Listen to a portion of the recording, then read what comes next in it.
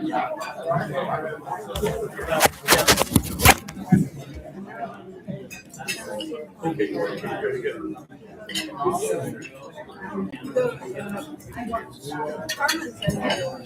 all right, welcome everyone. We are going to call this meeting to order.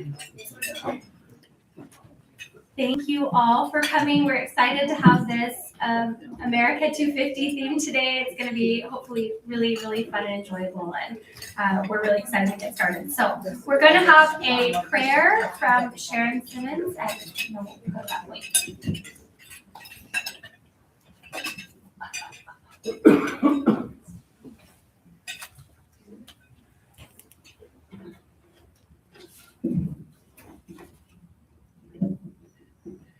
Let us pray.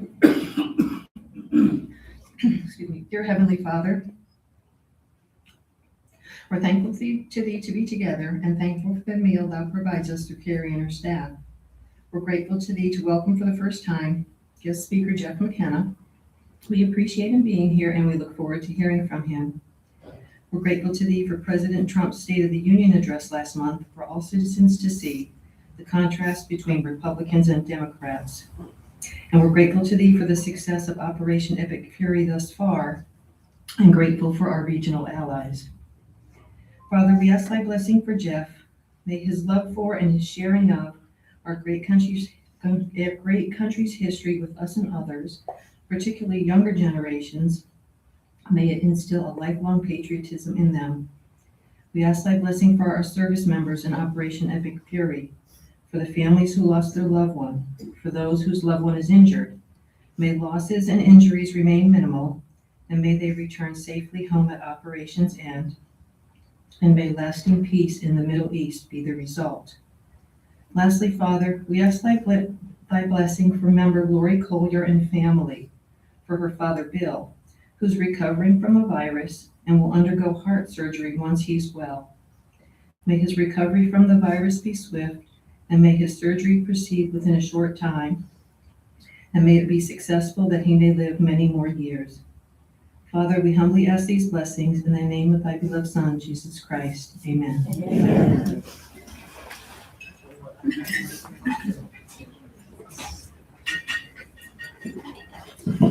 Okay, thank you, Sharon. Appreciate that. We are going to move our guest remarks from Janine, perhaps maybe to next month, but I do want to remind everyone we had sent out an email and we are taking donations to help support Janine bringing her son home from Ukraine. Those who don't know, she lost her son a little over a month ago. So look for that email.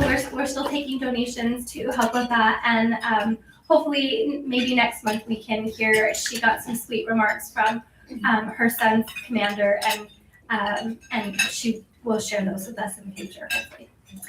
Okay, where's Rob? There's Rob. Okay, we are so lucky. We are gonna get a treat today. Our Utah GOP chair, Rob Axon, is here, and he agreed to come speak to us for just a few minutes.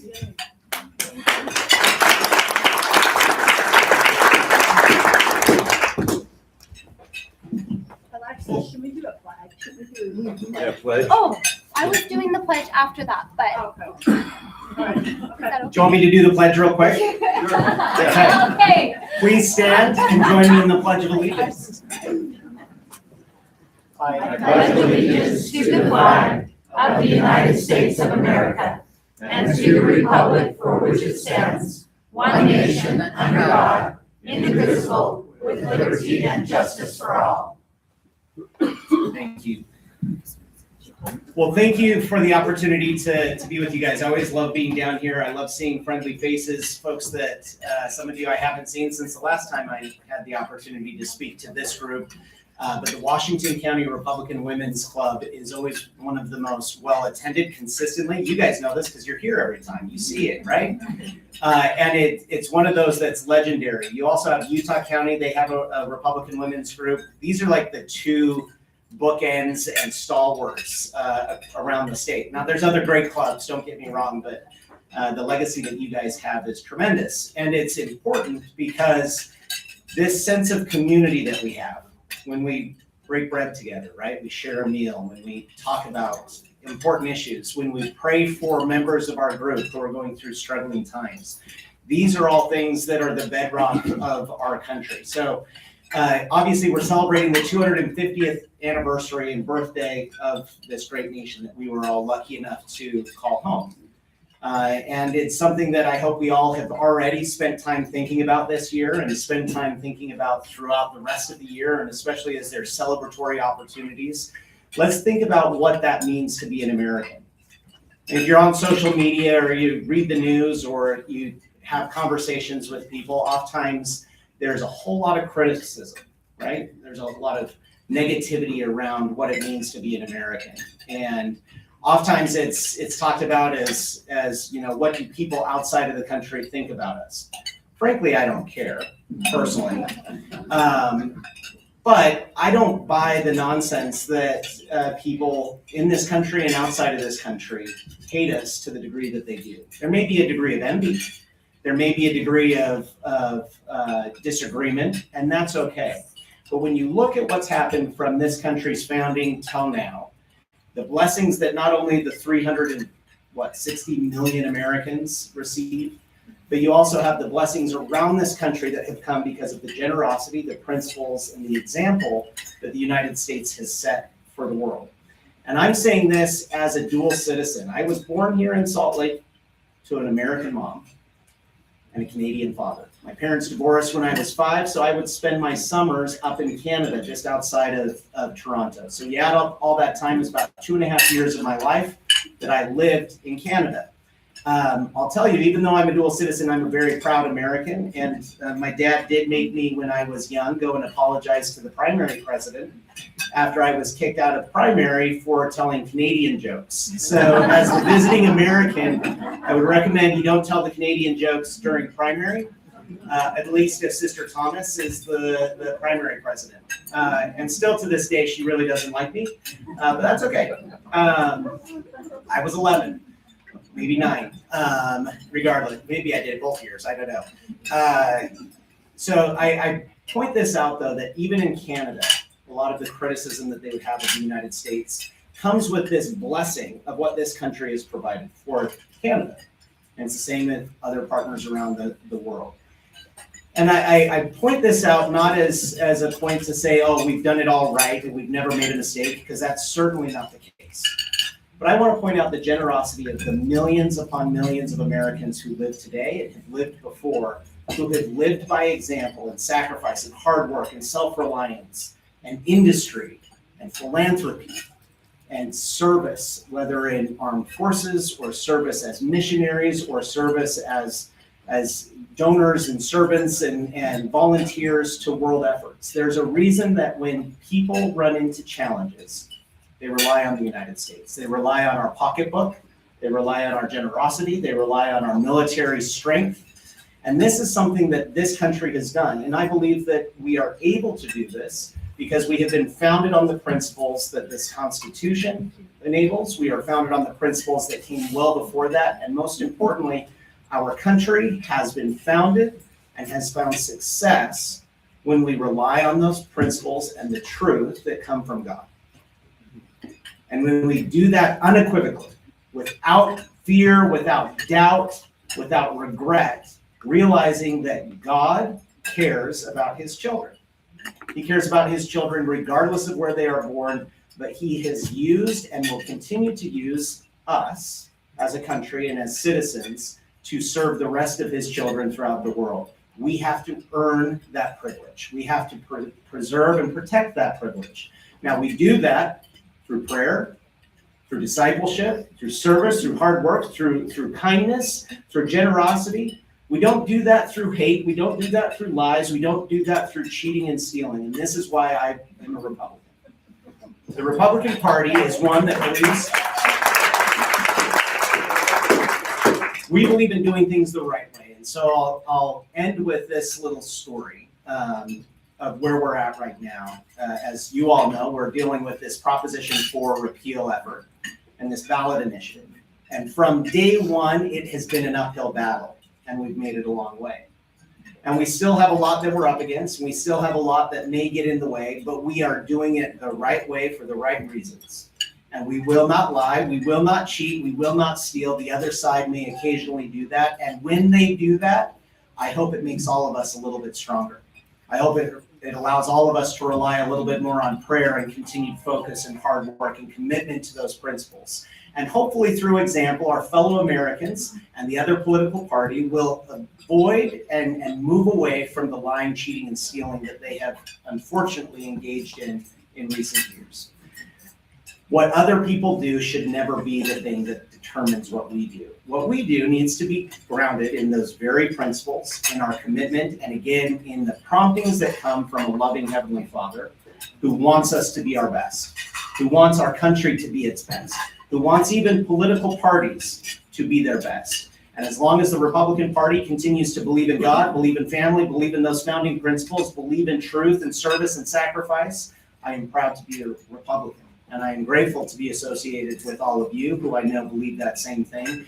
And just as a personal note, somebody who lives in Salt Lake County, thank you for being reasonable. I can come down to Washington County and actually feel at home. Salt Lake County doesn't always feel at home, even in my own neighborhood, because of the nonsense that we're seeing. So let's stand tall, stand strong, keep that backbone, and be proud, not because we're better than anybody else, but because for at least right now, we're willing to continue to stand in the right place, as Abraham Lincoln said. Put your feet in the right place and stand firm.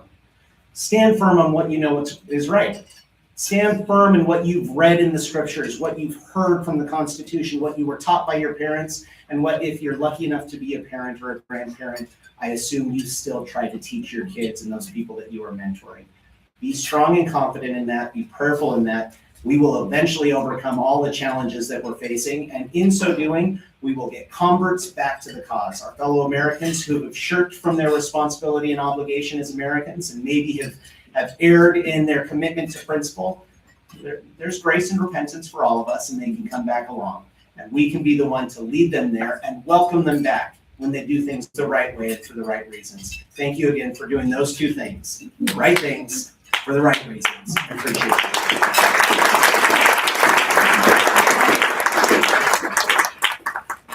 Thank you, Rob. He is amazing.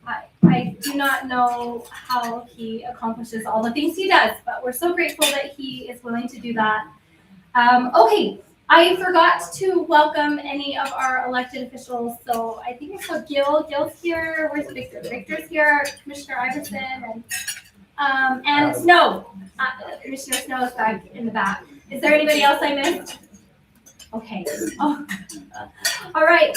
I also want to remind everyone that the UFRW is doing their Inform series. So it's a Zoom call with Derek Brown, our Attorney General, on Thursday at 10 o'clock. So make sure you have that in your calendar. I'm sure that will be awesome to hear from him. Next, we're going to have our Americanism from Randa. And we will, after Randa, we will have our membership report from Kristen Crow. And then we will do our bylaws with Randa and Sharon. And then we will get our program going here. So.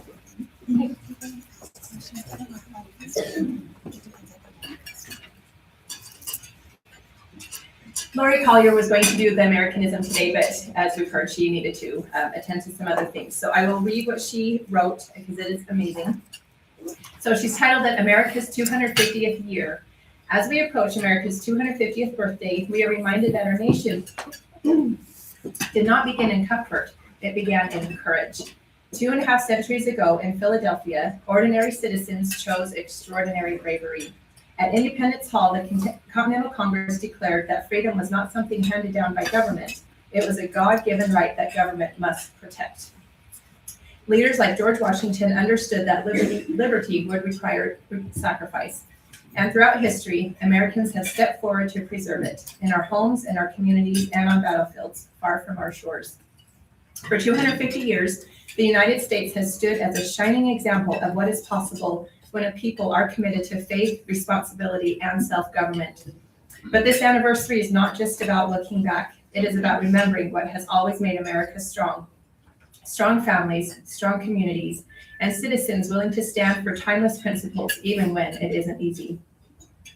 As Republican women and men, we know that freedom depends not only on leaders, but on everyday Americans who are willing to speak up, serve, and lead in their own spheres of influence. The men and women of our nation have always been builders of liberty, raising the next generation, strengthening communities, and defending the values that make this country worth preserving. So as America turns 250, let us do more than celebrate.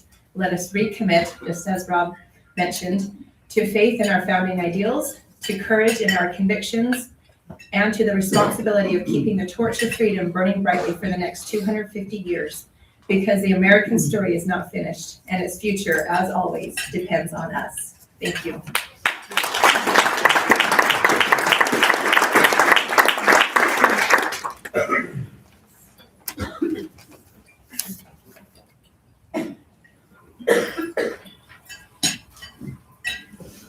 Hello, everyone.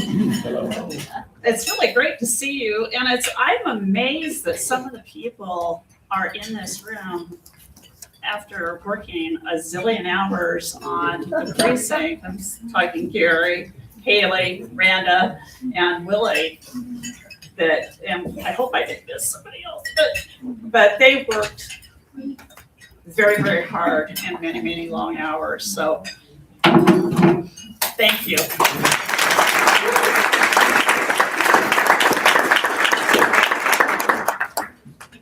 I don't want to mess with this laptop. First off, birthdays. And I know we have people in the room that had a birthday this month. So those of you that had a birthday this month, would you please stand?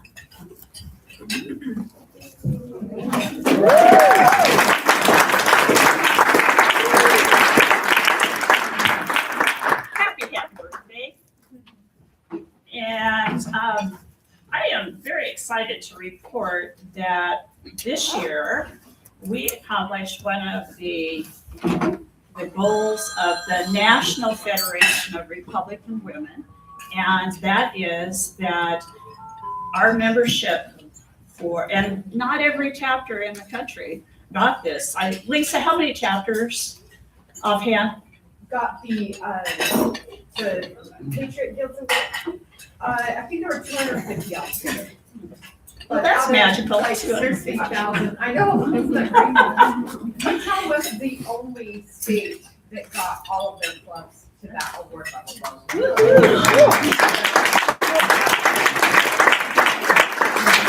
And so we're hopefully on target to the next award, and I'll report out on that next month, hopefully. Going on, we have a number of people, because we had a nice membership increase. A lot of people renewed their dues for this next year. And I'd like, for those that are in attendance, I'm going to be asking Sharon to assist me with presenting these. Deborah Hubbard.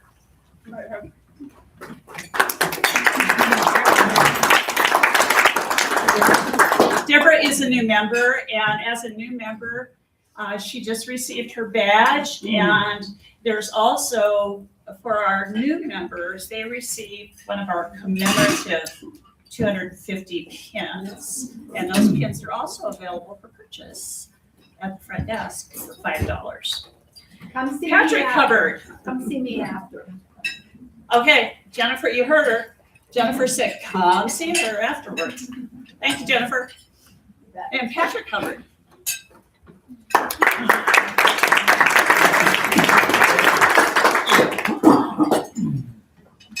Linda Briggs. Congratulations, thank you.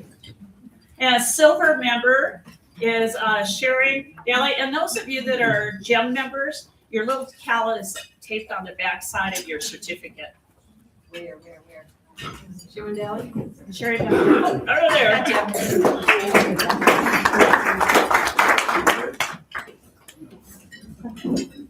Susan Amadon. And welcome, Susan. And she is a silver member. Shelley Renwick, who is also a new member, as well as a silver member. Shelley?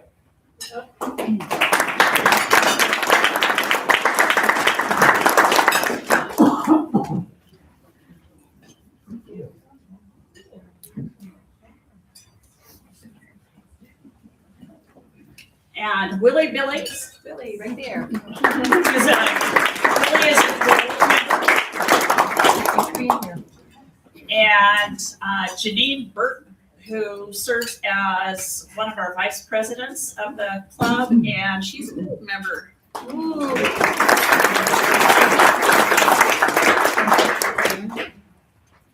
And I do not see Joanne. Joanne Brady? She does Okay, another time. Charlotte Devlin is also a gold member.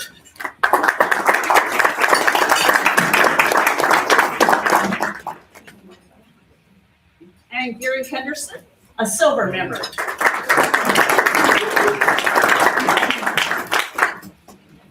And finally, one of our diamond members, and that is Lynn Melton.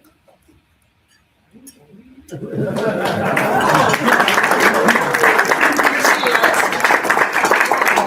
is.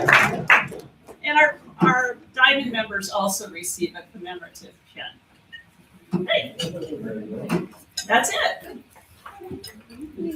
On with the party.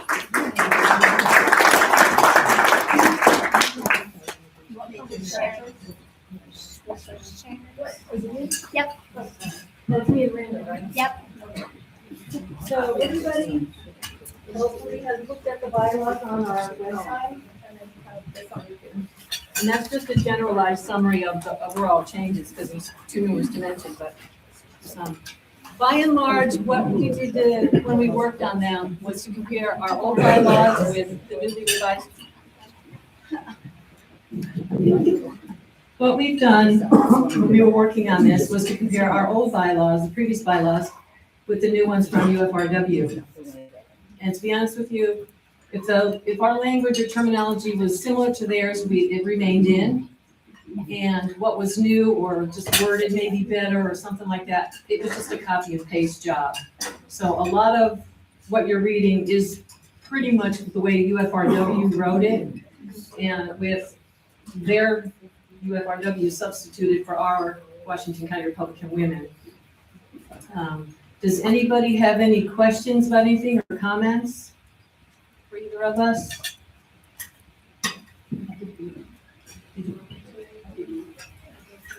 Okay, so by verbal affirmation, by verbal affirmation, does the membership want to approve the revised bylaws? If yes, raise your hand, say aye. Aye. Are there any nays? Thank you, that's the way we like it. The new bylaws are approved.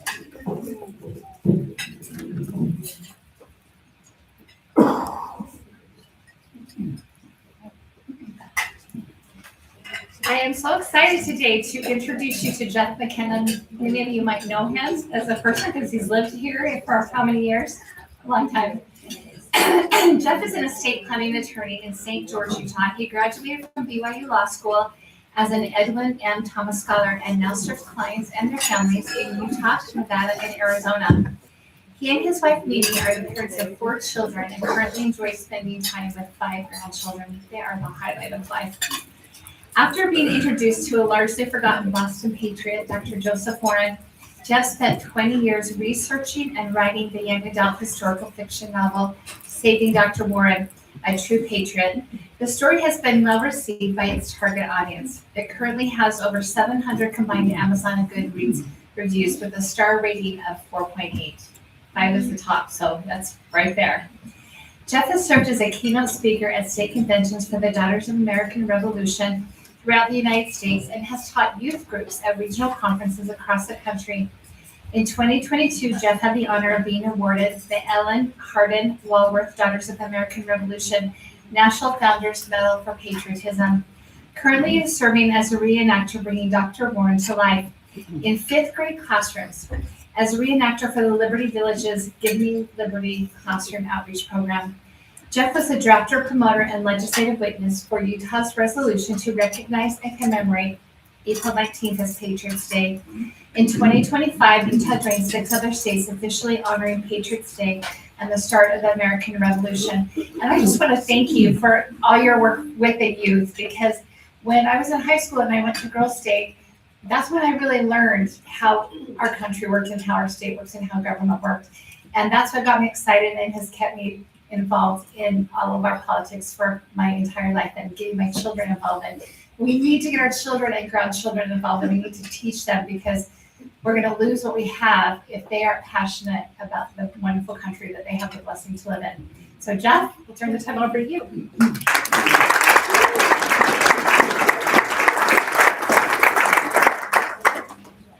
Well, I want to thank Jody. She invited me. I think, Jody, you were at the Santa Clara, right? The American 250 Santa Clara. I'm on the American 250 committee there in Santa Clara, and we had we had this speech in January, and Jody came up afterwards and said, would you want to speak at the Washington County Republican Women's Luncheon? Now, come on. You guys are iconic, right? She gives you that kind of an offer. It's like, I'm sure that I can be here to speak to you guys. And as cool as you guys are, and you really are cool, and as cool as the DARs, how many DARs are here? I know we have at least 2. Oh, we got a lot of DARs, a lot of DARs. And as cool as the DARs are that I've spoken to across the country, you're not the most important. And I really appreciated Jody saying what she said about young Americans. And while the announcements were going on, I was a little embarrassed because I reached over the table because I wanted to grab this because I couldn't read it on the other side. I thought it said what I was thinking it was saying, and I just wanted to read it all. And after I read it, I took a picture of it, and it's this statement from President Washington. A primary object should be the education of our youth in the science of government. In a republic, what species of knowledge can be equally important? And what duty more pressing than communicating it to those who are to be the future guardians of the liberties of our country? And I just thought, wow, that is so perfect. That is so much what I want to talk about. The book that I wrote, that I spent 20 years writing, I just crank them out. You know, I can just really write a book for 20 years. I crank it out. The problem was, is I'm an estate planning attorney, and I can write a really good will, and I can write a really good trust. But that is really boring if you are a middle school student. And so I would submit it to Mrs. Jardine's class at Snow Canyon, where my kiddos went. And the kids in the class would say, no, just enough things to make me feel like, okay, maybe I've got something here. But then they'd say a whole bunch of things about, you got to fix this, you got to fix that. So rewrote it 4 times. But now it's got star reviews a little bit higher than Harry Potter. And it's historical fiction. Truly based on fact, though. Truly based on fact. And afterwards, we'll have books back there. It was so cool to hear what the what the Washington County Republican Women's Group is doing for Janine, who's also part of the Santa Clara America 250. We talked about the idea that the proceeds would be donated to Washington County Republican Women. If it's possible to help Janine, that would even be more awesome. So yes, I got a thumbs up back there. So all proceeds are going to be donated to help with respect to the fundraising that you women, amazing women, have been doing for an amazing son. Because at the end of the day, this man, at age 34, 4 children, a widower, he and his best friend, Paul Revere, had lost their lives within 1 week of each other. He was the physician. Dr. Warren was truly a physician. We'll talk all about that. They lost their lives, 4 little kids, and he goes up on top of a hill outside of Boston, and he gives his life. And that is what is the cost that we have as Americans for the freedoms and the liberties that we enjoy. So I'm excited tonight to talk about this topic, America 250, why a revolution? And I want to, we're going to talk about 2 speeches, 2 friends, and 1 document. So let's get going. First, we're going to talk about speeches. And I forgot. When Jody was asking me if I would speak, she saw me in full attire. In fact, Victor Iverson over here said, McKenna, where's the drill? I'm like, you don't look right. And I said, Jody said I don't have to wear it all. But I am not gonna miss it. I gotta know where my tripod. When I do go visit the classrooms though, it's in full attire and it is as Dr. Warren, and it is to be able to represent him and everything that he stood for in the legacy that is the United States of America. Remember, well, we'll get to it. My wife always says you can't divert McKenna's. Jeff, stay on task. So that's what we're gonna do. We said there's 2 speeches, there's 2 friends, and there's 1 declaration. There's 1 document. Well, if you're gonna talk about these 2 speeches of 1775, the one that I know the best is the second most famous speech. It was given first, but it's the second most famous. The most famous speech was given down in Virginia, not in Massachusetts, and it was given by a very fiery patriot that gave one of the most amazing speeches in the history of our country. What's the tagline of that speech, guys? You know, as I was thinking about that, and I was thinking I was going to do that, I thought to myself, I am going to be preaching to the choir here. If there's anybody that's going to get that American history moment, it is going to be you ladies and us men that are just kind of hanging out. It's you ladies. I heard more female voices than I heard men's voices there. So the most famous speech is given 17 days later. We're going to talk just briefly about Patrick Henry's speech in Richmond, Virginia. He gives it in St. John's Church there. Fun facts that you got to understand about this. First of all, we don't know what he actually said. There was no recorded speech. The speech is recorded by a historian 42 years later, interviewing those that were there. 42 years after the fact, coming up with the speech. But this much we know, it was powerful. Who are 2 of the famous people that were there? President Washington and President Jefferson. We don't know. They state that, I can't remember now. I think it was Jefferson didn't get a seat. It was so full. We know that they were both there. We know that the speech itself wasn't actually recorded. Patrick Henry never wrote his speeches down. He would just give them extemporaneously. He would know what he wanted to say, and then he would present it. We know this. Justice Marshall, who will become a Chief Justice of the United States, John Marshall, his father was there. And his father said to his son, I've never heard a speech as powerful as that speech on that day. Last fun fact, a man by the name of Edward Carrington, who ends up becoming an officer in the Continental Army. He's a lieutenant colonel, is not a major officer, fights at Yorktown. So from the beginning to the end, he's involved in the conflict, fights in Yorktown. He listens to the speech. He wasn't invited inside. I mean, it was so full. You were standing room only. He was outside a window right there. He listens to that speech. He turns to his brother and to his friends, and he says, boys, when I die, you bury me in this spot because of the power of the speech. So we don't know the exact words, but the words that are given to us by the historian are amazing and they are powerful. And the conclusion is Give me liberty or give me death. Powerful. We don't want death. We like liberty. If I can avoid death, I will take the avoidance of death. If I have to do it, it's there. Well, let's go ahead. So those are the 2 speeches. Oh, I should point out, if you go visit St. John's Church in Richmond, you will see, or better yet, you can just go on Google now and you can go find a grave, and Edward Carrington's tomb is right outside that window. And it is there, and it has been there since 1810. 35 years after the speech, he passed away. His wife honored that request, and he's buried outside of the church, that spot he stood 35 years earlier when he heard Patrick Henry's speech. So that is the most famous speech, but we're going to talk about, Dr. Warren's speech. That's who I wrote the book about. But I want to kind of give a little bit, I think we need a little bit of a time frame.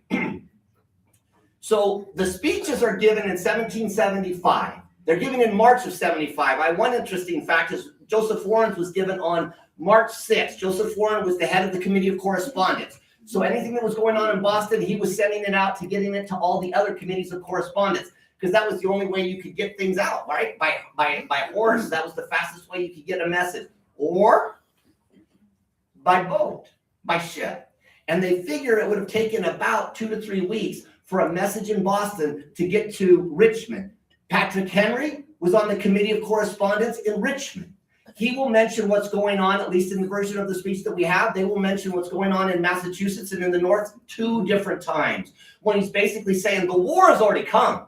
Don't talk to me about, because the whole mission of that meeting was to decide, will Virginia arm their militia? Will they take up arms for their militia? That was what the debate was about. That was why George Washington was there to hear it. That's why Thomas Jefferson was there to hear it. They were all trying to decide, should we actually take up arms? We're taking on the greatest empire in the world. And that was the purpose of why they were there. And after that speech, that moment, the vote was yes. And you had to have that. There would have been no revolution. Massachusetts, they were all in, but you couldn't do it without the South. You could not do it without the biggest, most powerful state in the South, and that was Virginia.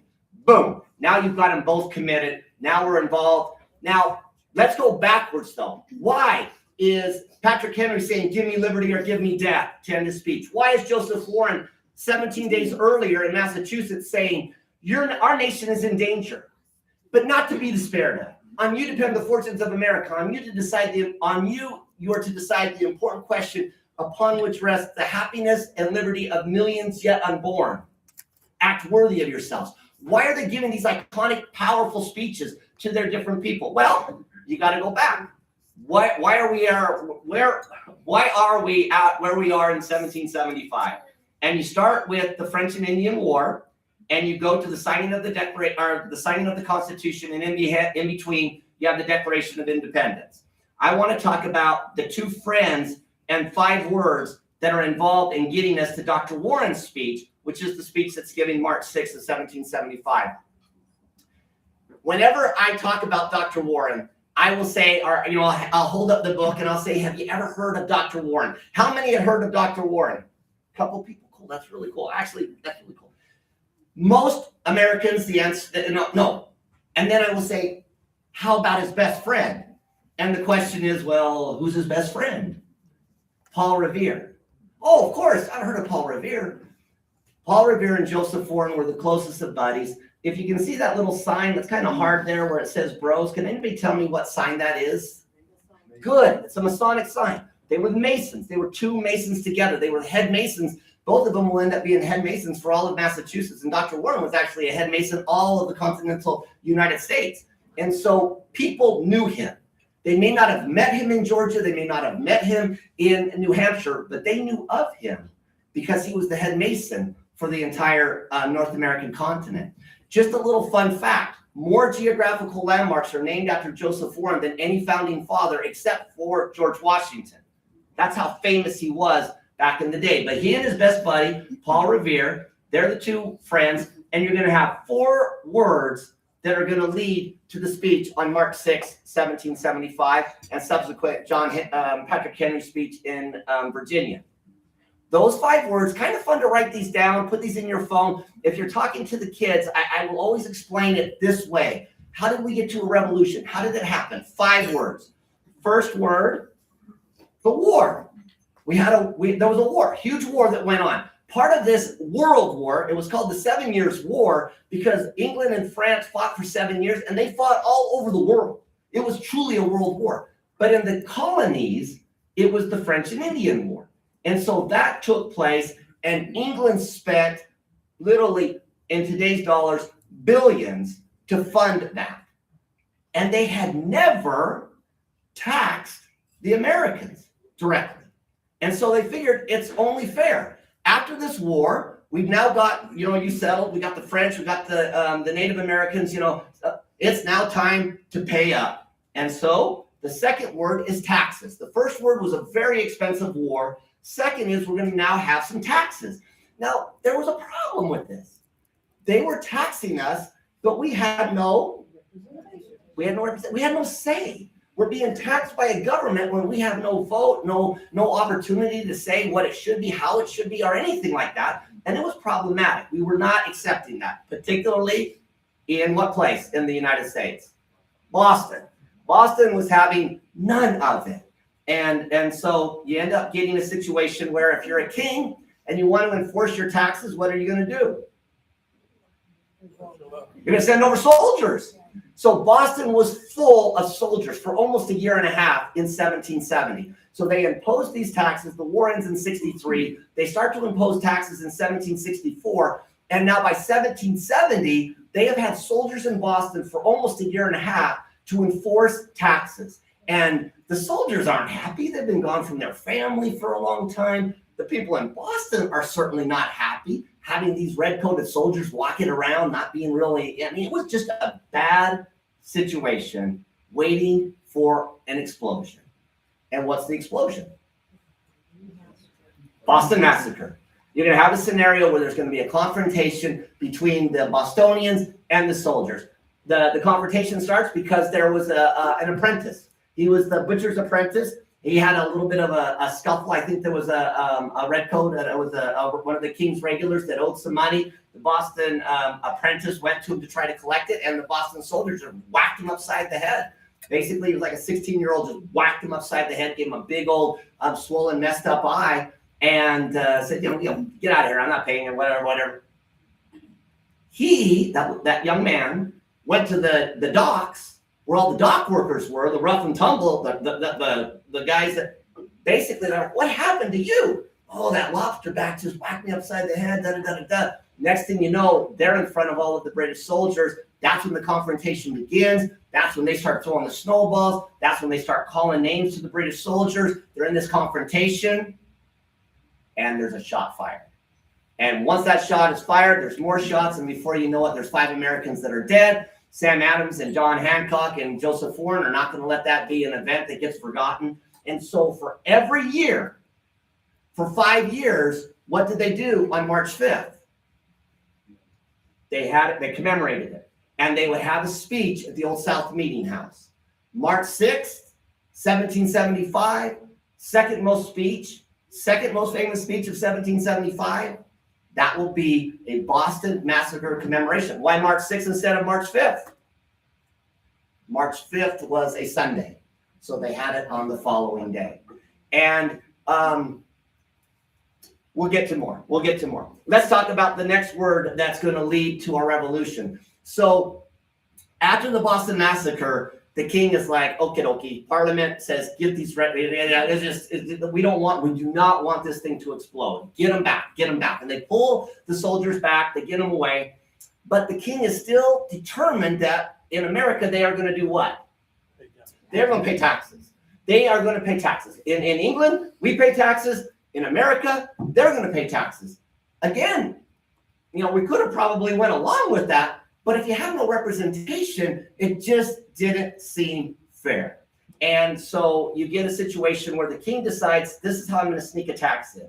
I'm going to make it so that the tea is so darn cheap. The East India Company in India had tons and tons of surplus tea. And the king was like, you know what? We can sell this tea cheaper than that Dutch tea that they're getting. We'll just include a little bit of a tax and it'll still be cheaper than the Dutch tea. And it's better tea. So they figure they're going to bring that in and it's going to all work. And the Americans were determined, no, we are not going to have a tax if we don't have representation. Charleston, they send the tea back. New York, tea goes back. Philadelphia, tea goes back. New York, tea goes back. And they write to Boston and they say, we hope you won't falter. And in Boston, that was the spot. That tea does not go back. And that was the confrontation. What are they going to do? On December 17th, that was the time that the tea had to come off. December 16th, that's when they have the Boston Tea Party. And they destroy the king's tea, which infuriates the king. And so the last word, you've gotten your words, war, taxes, tea, and this is going to lead to laws. Parliament will pass the Intolerable Acts. That's the name we give them. They call them the Coercive Acts over across the Atlantic. They are going to coerce Massachusetts and all of the other colonies to recognize and to see you don't misbehave. You know, in a family situation, you got one kid that's misbehaving, give them enough consequences and the other 4 will toe the line. That was the idea. And so the laws that come out, you've got the Port Act. All of Boston's ports were closed. Over half of Boston's revenue came through ports. Now your dad's not working, your brother's not working, everything is closed. 2, no more meetings. We don't want any more city meetings. We don't want any more colonial meetings, it's done. No more government meetings. Justice out. You don't like something that's going on, you've got a beef, you want to go to court, no longer do you get to have your local courts. You've got an issue, you take it to us here in London. You go across the Atlantic, and that's where you can have your hearing, is across the sea. And the one that was sitting on right there, Quartering Act. You know what? Take the soldiers in. From now on, in Massachusetts and Boston, you are going to house the King's soldiers. They're going to come into your house. They can take what they need to take so that they can be in your. Those were not very good laws. And it had just the opposite effect. The folks in Pennsylvania, in South Carolina, in Georgia, they read those laws, they wrote those laws, and they're like, are you kidding me?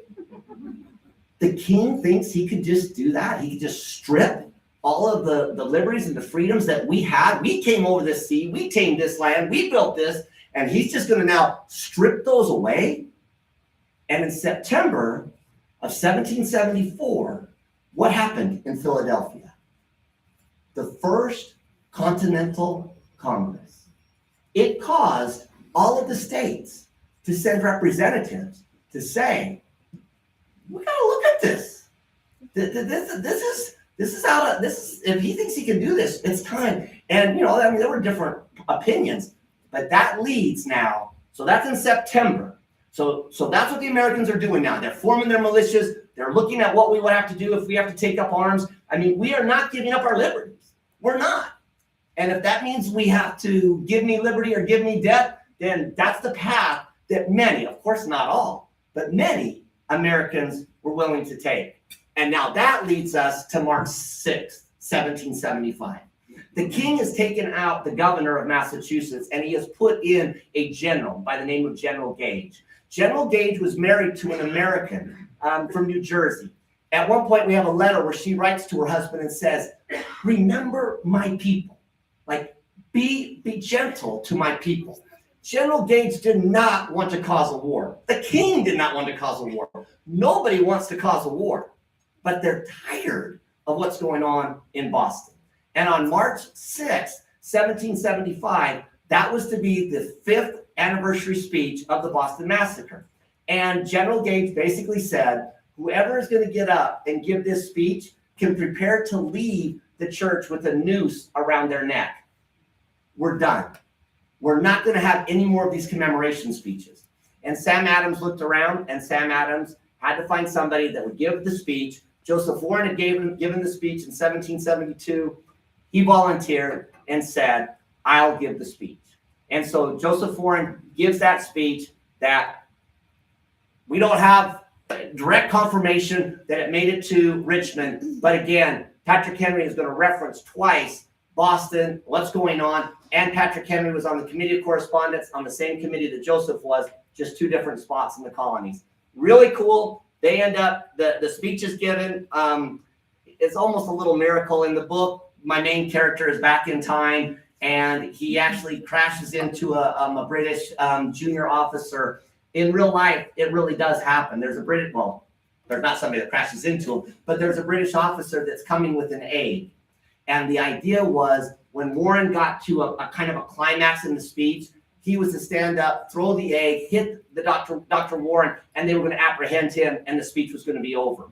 The soldier is walking. He's coming to the church. He's going to be there with his egg, falls, trips, breaks the egg, doesn't make it. Dr. Warren gives the speech, no issues. Pretty cool story. Pretty cool story. In my book, it's the main character that helps cause the crashing. But I want to just talk about what happens after March 6th. So that is really, Joseph Warren is going to have 3 different times where his life is in severe danger. Truly, at that speech, it had been stated, you are not going to, if you think you're going to give the speech, we're giving you your warning here. Don't step over the line. I mean, you don't have to be stupid here. We're giving you the warning. Don't do the speech. They did the speech. And he didn't die. Second, 44 days later, who's the one that sends Paul Revere and William Dawes on that midnight ride that changes the world? Dr. Warren. Dr. Warren all the intel. Sam Adams and John Hancock, they're out. They've gotten out. Boston is too hot. They can't stay there. Warren is the leader. He stays in there. He's the one that gets all the intelligence. Fun fact, to this day, we don't know how Dr. Warren knew for sure they were leaving that night, but he did. And that intel had to be on. You can't go warn the whole countryside that they're moving out of bed and have it be a false alarm. You had to get it right. Margaret Gage from New Jersey, and she had a physician that was her doctor that helped take care of her. Dr. Warren lost all of his loyalists. If you were a loyalist, you're just going to have Dr. Warren be your physician in Boston. The dude was just way too patriotic. He was way too much on those, a rebel side. Margaret Gage never stopped having Dr. Warren be her physician, despite all of that. We don't know how Dr. Warren knew for sure that they were moving that night, but he did, and he was able to call. One other fun fact, Thomas Gage, General Gage, sends his wife back to England right after that. It might have been because of her safety. It might have been because he was a little upset that the secret had gotten out somehow. But that element of surprise is lost, and it makes all the difference. So 44 days after the speech, Dr. Warren is calling Paul Revere and William Dawes to his parlor. He sends William Dawes across the landway out of Boston, and he says Paul Revere across the waterways out of Boston. They make it, they notify, and they notify other couriers that spread the word that night, but the element of surprise is completely lost, and that day is a complete mess for the Redcoats. One other thing I just want to point out, and then I'm going to move to the next slide. There is a battle bigger than Lexington and Concord that takes place on April 19th. In fact, if you take the casualties at Lexington and you take the casualties at Concord and you add them together, they will not equal the casualties at Monotony. There was a town just outside of Boston that we knew the Redcoats would have to come through. Warren was there with Colonel Heath from the French and Indian War, and they organized everything so that when those rebels came through, it was an all-out confrontation. And houses are burned. It is a major battle. And it's at that battle that the second incident of Joseph's life being preserved occurs. A musket ball hits him, and it takes out the pin in his wig. The musket ball comes that close. He's involved in the fighting. He's right there fighting with the best of them. But he doesn't get killed. And now we come to June 17th. This is Bunker Hill. I'm just going to point out that on June 14th, 1775, somebody is commissioned a general. And it's not General Washington. He's in Philadelphia, being commissioned a general over everything. He's going to come back to Boston, hopefully to find an army here. But Joseph Warren, on June 14th, 1775, was commissioned a general. So he's a general 3 days before the Battle of Bunker Hill. I want to point out, too, that Joseph Warren was the one in charge of the Committee of Correspondence. So after April 19th, he's sending out word to everybody. They started it. It's happened. If you have your militia, send them. We need your men in Boston. And they came, 15,000 strong. That's going to be the army that George Washington is going to have when he comes from Philadelphia. But for now, they've got the British in Boston, and they won't come out because there's 15,000 guys that want to fight them. And we don't want to go in because that would be really tough to fight the British inside a city where they're hiding. And so you're at this stalemate. All through April, all through May, and now we're into June. And these farmers and farmers that came from all over the 13 colonies are saying, well, this has been real fun, but I've got to get back to my farm or we're not going to eat this fall. And so Warren was the chairman of the Committee of Safety, and they had to make a plan. And the plan was this. In one night, we'll build a fort on a hill close enough to Boston that we can lob in cannonballs, and we will make the British engage. They'll have to come out, and we will have a battle. We won't lose our men because of inactivity. Done. Did it. And the next day, Joseph Warren makes the decision, I'm going to be on top of that hill. And so late in the day, he makes his way up to the hill. He's on top of that hill. His life has been spared twice, but not the third. At age 34, on top of that hill, the British overrun the Americans. You've heard the famous saying from Colonel Prescott, don't fire because if we'd hit every one of them, we probably would have still ran out of ammunition. They knew we would run like rabbits. The General Gage was so determined to just make a point here. And so he just had regulars after regulars, British soldiers after British soldiers coming off of that boat, so that the boys on top of that hill would be like, what are we doing? And that was the thought for a lot of the day. The thought was, whose idea was this? This wasn't very smart. And then Warren shows up, the chairman of the Committee of Safety, the one that had planned this. And Colonel Prescott sees him and says, Joseph, you're a general, I'm a colonel, command is yours. And Joseph says loud enough for everybody on the hill, no, I have not received my commission yet. I have come to fight shoulder to shoulder with the finest men on this continent, and we will stand toe to toe against the king's finest today. And the day will be ours. Wow. The other boys on the hill were no longer saying, whose idea was this? They were saying, that's Dr. Warren. That's the right-hand arm of Sam Adams. That's the guy that's in charge of all of this. He's the guy that, committee work. He was there, he fought, he organized the retreat, and he gives his life on Bunker Hill. Again, you can read all about it, and you can read how his body is identified 10 months later from the common grave. They stripped him of all of his nice clothes, they put him in a farmer's frock, they threw him in a common grave, and General Gage will write back to the Prime Minister and the King and say, we lost a lot of men at Bunker Hill. Biggest battle of the Revolution. There will be more casualties of the British at Bunker Hill than any other battle for the next 8 years. That battle. And they'll write back saying, yeah, that hill cost us a lot. We lost a lot of men. But we killed Joseph Warren. And his death is worth 500 men. He's buried in a common grave. 10 months later, Washington drives the British out, putting up the cannons that Henry Knox brings for, and boom, they drive them out. They go to New York, and then the battles are all south of Massachusetts and Boston thereafter. But as soon as they're gone, John Warren communicates to Paul, Joseph's best buddy, and says, I know where Joseph's buried. Dr. Jeffrey sent me a letter before he went over to England. He stayed loyal, and he sent me a letter. I know where he is. And they dig through common grave after 10 months. How do you find a body in that situation? Valerie King, how do you find a body in that situation? Paul Revere, in addition to being a silversmith, was a dentist, of course. That's what every silversmith did. But he had inserted 2 ivory teeth for Dr. Warren with a silver band. And so that's the first incident of forensic dentistry identification in U.S. military history.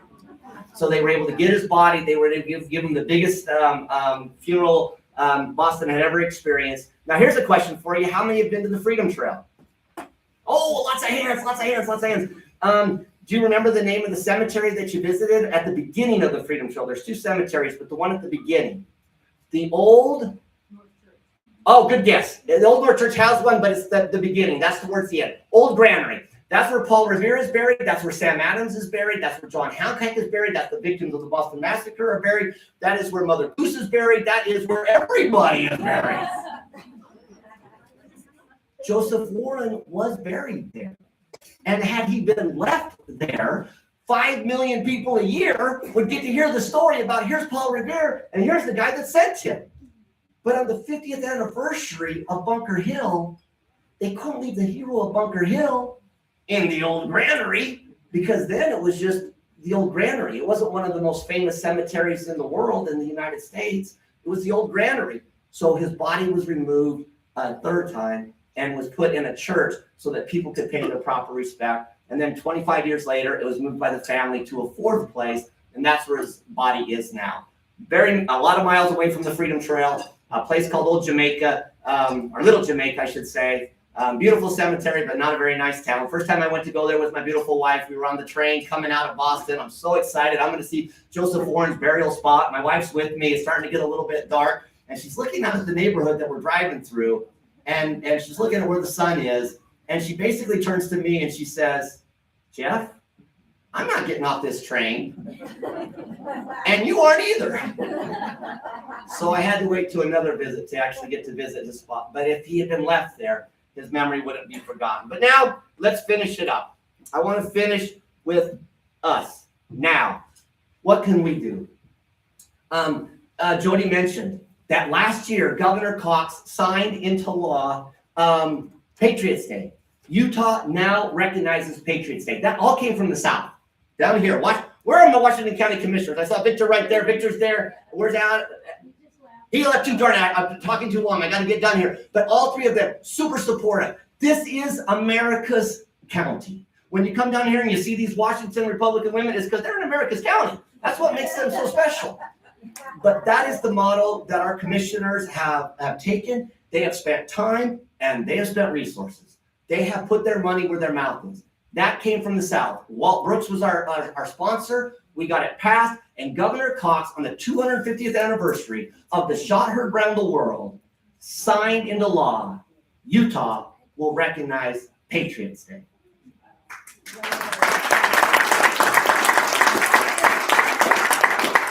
And here's the really exciting part. Bring everybody down from up north. On Santa Clara is April 10th going to honor Patriots Day in Canyon View Park. I've got handouts back there. I brought them right here. So there'll be handouts that you can grab that have the event and the time and everything that's going on. But the America 250 Santa Clara, with the help of Washington County, they have provided funding. We're going to have a world premiere of Sam Payne on a Patriots Day audio visual program. It's going to be amazing. Paul Revere himself is going to be coming in. We're going to have reenactors. And Jody, will you come up here? Jody gets a gift. Can you look? Yes, look in the back and you can see them lit up back there.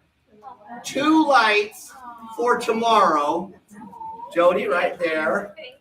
We are going to give at the park for the Patriots Day celebration, in part thanks to the funding that's coming through the county, 1,776 lanterns, 1776 lanterns for people. We will see you all there. Everybody come. Jody, you're the first one. We've just drafted that. We'll probably edit a little bit, but yes, we'll have those lanterns to be given away. And the 2 lanterns were instituted by Williamsburg last year for the 250th anniversary of the hanging the 2 lanterns in the Old North Church. One if by land. And so those 2 lanterns, the British left across the Charles River, so they went by sea. So there was 2 lanterns that hung. We are going to have, and we wanted to start here in Washington County. When you think of Halloween, what do you think of? A pumpkin. When you think of Valentine's Day, what do you think of? A heart. When you think of St. Patrick's Day, what do you think of? A 4-leaf clover, a little leprechaun. When you think of Patriots Day, we want you to think of 2 lanterns, 2 lights. 2 lights. One representing our forefathers and what they gave us and the sacrifice it took to get it. And one for us to just do small acts of service. Be involved. Those caucus coordinators, big thumbs up to be involved in what we can do to make our country great. Thanks for the chance to speak.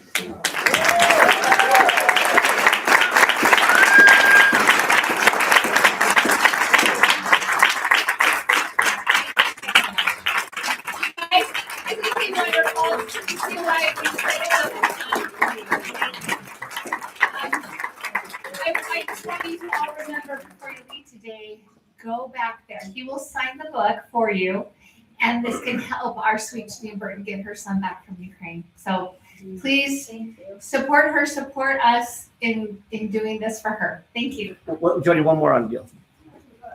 Come to the restored courthouse as well, up on the boulevard. The county's taking it back over with the help of the United Way Pledge.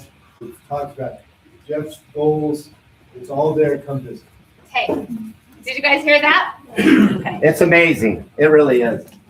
Okay, we're gonna do one more thing before we close this meeting. We have another special visitor with us today. Former Congressman Jason Chaffetz is here to join our celebration. You wanna come and take a minute?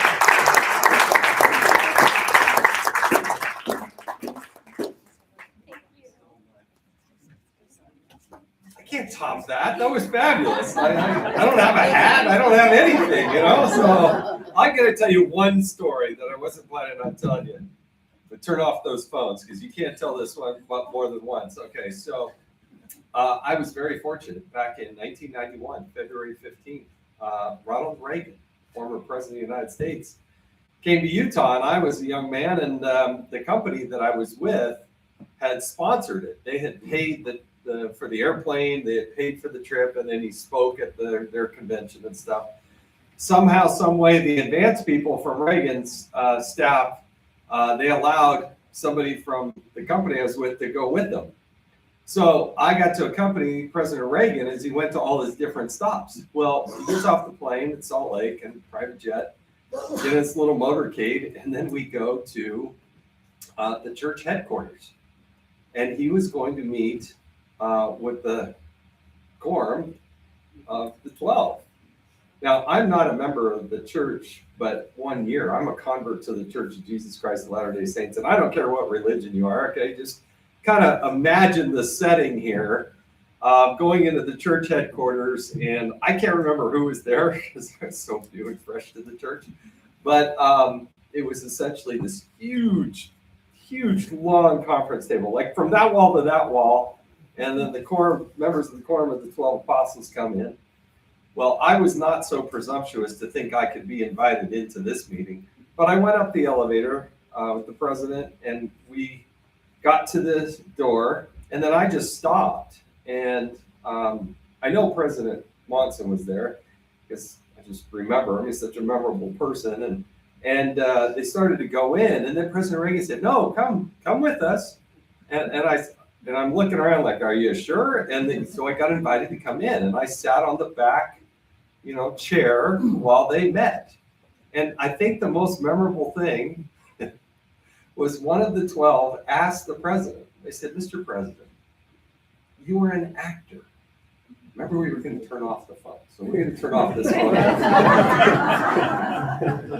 So he said, "Mr. President, you were an actor. What made you think that you could become the president of the United States?" Well, I thought, what the hell? You got to be an actor to be the president of the United States. And that voice saying those words, the 12, they were just thought that was the funniest thing they had ever heard. And I was like, all right, this is a memorable moment. So that's all I got for you. Thanks for having me. I appreciate it.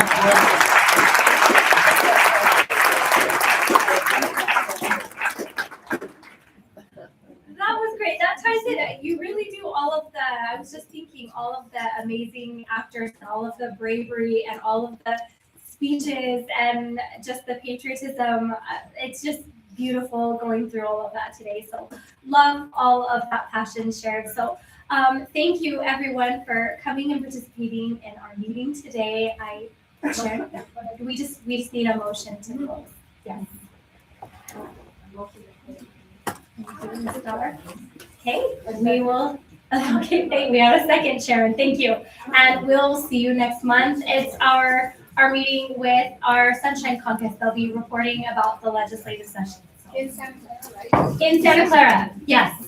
Yes. And we've got memberships in the $5 each, and the books are $19.